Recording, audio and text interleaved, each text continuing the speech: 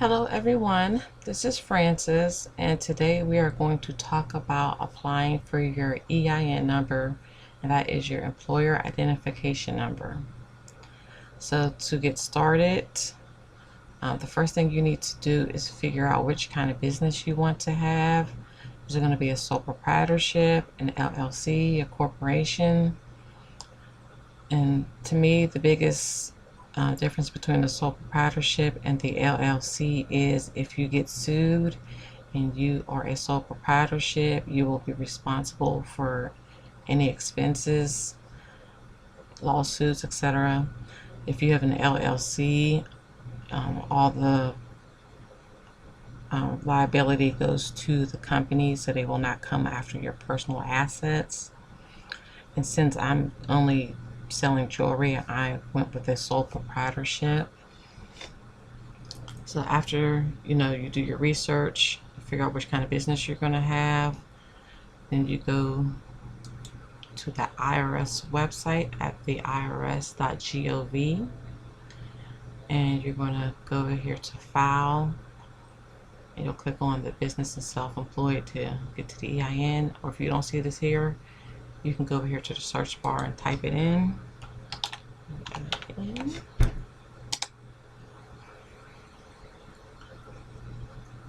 And then go here and click on apply for your EIN number online.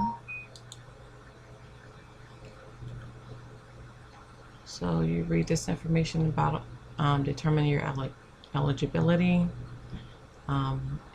You can only do this in one session. You can't save this and come back. And you can run multiple businesses under one EIN. So I'm going to go to apply for your EIN. This is just a little off. I'm not sure what that is. Just read it. And this is just some information about, do you need an EIN? Do you need a new EIN? Just read through that. Click on begin application. So by the time you get to this point, you should already know what kind of business you're going to run. Is it going to be a sole proprietorship, partnership, corporation, liability, unlimited liability company? We're going to click on sole proprietorship. This is asking, are you sole proprietor, or is this for a household employer? Like, do you have babysitters, nannies, maids? We're going to click on sole proprietor.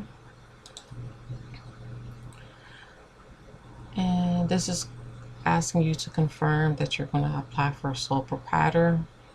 If you feel you've made a mistake, you can go down here to change type, but we are going to continue on. This over here is asking for starting a new business, hired employees. Is this for banking purposes? Have you changed the type of organization you're running? Or did you purchase an active business? We are going to start a new business.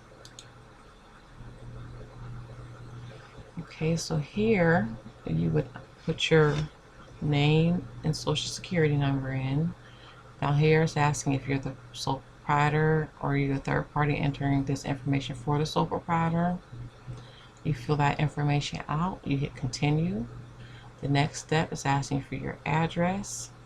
You enter that information in and you enter continue. And I've had my EIN number for about 3 or 4 years, so it's been a while since I've done this, but in step 4, if I'm not mistaken, it'll ask you a question like, have you ever had a student loan with this company? And it'll give you a list of like Sally Mae, Wells Fargo, Great Lakes, and then like option 5 will be none, so you pick the option that matches you, and then they'll verify it, and then you'll go on to step 5. But they ask you different questions like, have you ever had a mortgage with this company? Have you ever had a credit card with this company? I can't remember. Different stuff they asked you. So anyway, when you get to step 5, you get your EIN information immediately. Just make sure you're at a printer where you can print it, or I think you might have the option to have it mailed. I can't remember. But it's free and you get it immediately, and that's how you apply for your EIN. So another thing that I wanted to show you guys real quick is your Schedule C. And the Schedule C is how you file your business taxes. And I'm just going to give you just a quick view. I'm not going to go into any detail. We're going to click on your Schedule C form. Right here is the Schedule C form, and here's the instructions to the Schedule C form. So I use TurboTax, and it basically asks you a bunch of questions and it filters everything into this form.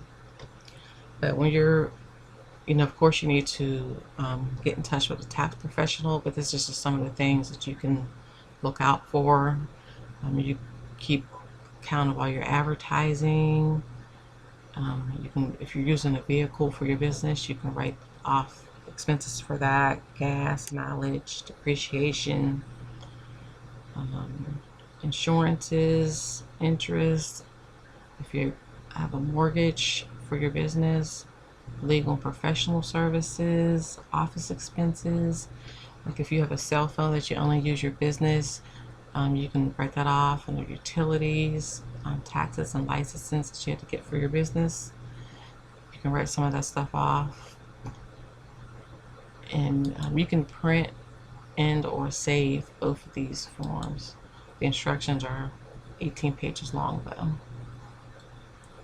Then like the instructions gives you more detail of some of the stuff you can look for. Let's see over here. Like if you want to go to line 9 with the Schedule C form, this will take you to the directions for line 9.